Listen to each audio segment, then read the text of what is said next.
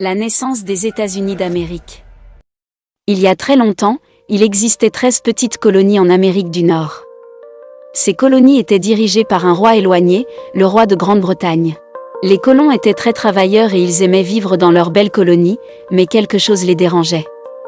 Le roi imposait des taxes élevées sans leur demander leur avis et prenait des décisions qui ne leur plaisaient pas. Les colons sentaient que ce n'était pas juste et qu'ils devaient être libres de décider eux-mêmes. Un jour, un événement important se produisit, le Boston Tea Party. Les colons étaient si mécontents des taxes sur le thé qu'ils décidèrent de jeter des caisses de thé dans le port de Boston pour montrer leur colère au roi. Cela marqua le début de la révolte. Résolus à se battre pour leur liberté, les colonies envoyèrent des représentants pour se réunir à Philadelphie. Ensemble, ils rédigèrent un document très spécial, la Déclaration d'indépendance, proclamant que les colonies étaient désormais libres et indépendantes. Ce n'était pas facile, car le roi de Grande-Bretagne ne voulait pas perdre ses colonies. Une grande guerre éclata, connue sous le nom de la Révolution américaine.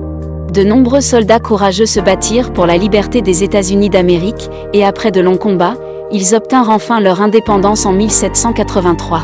Les 13 colonies devinrent alors les premiers États d'un nouveau pays, les États-Unis d'Amérique. Elles décidèrent de travailler ensemble pour créer une constitution et élire des dirigeants qui représenteraient tous les citoyens. La naissance des États-Unis enseigne l'importance de l'unité, de la liberté et de la justice.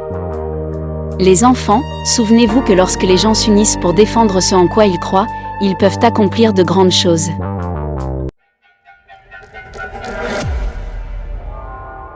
La naissance de la Tour Eiffel. Il était une fois, au cœur de Paris, une idée extraordinaire née de l'imagination d'un ingénieur nommé Gustave Eiffel. Tout commença en 1884, lorsque le gouvernement français annonça un concours pour construire une structure impressionnante à l'occasion de l'Exposition universelle de 1889, en célébration du centenaire de la Révolution française. Gustave Eiffel, avec son équipe talentueuse, présenta un projet audacieux, une tour de fer qui serait la plus haute du monde. L'idée fit face à une opposition féroce.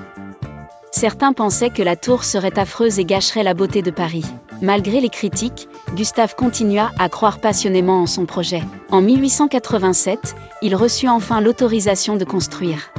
Les travaux débutèrent rapidement et furent un véritable exploit de génie civil.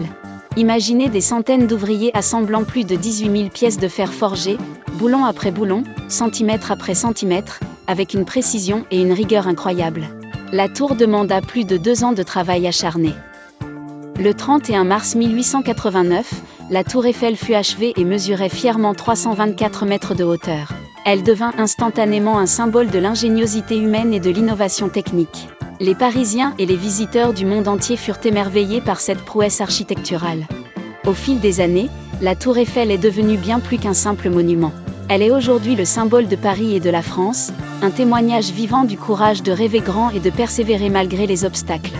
Et c'est ainsi que la tour Eiffel, de simple projet controversé, est devenue l'un des monuments les plus célèbres et les plus aimés du monde. Quelle belle manière de célébrer le génie et l'audace de l'esprit humain!